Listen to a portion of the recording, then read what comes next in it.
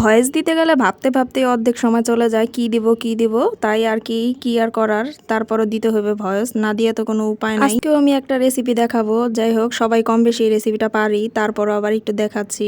এই রেসিপিটা নিয়ে একটা কাহিনী বলি। প্রথম যেদিন এই রেসিপিটা রান্না করছিলাম বলতে আমার বোন রান্না করছিল।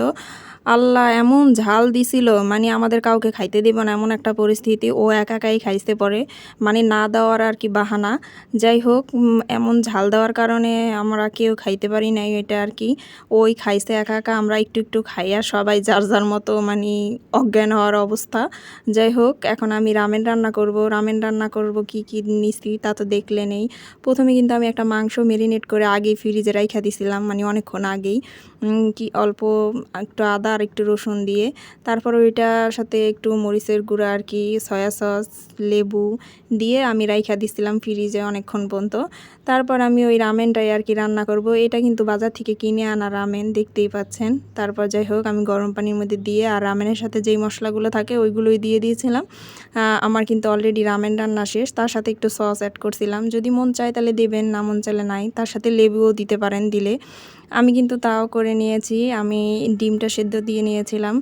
আর ওই মাংসটাও আর কি একটু ভেজে নিয়েছিলাম তাওয়ায়, অল্প আর কি তেলে।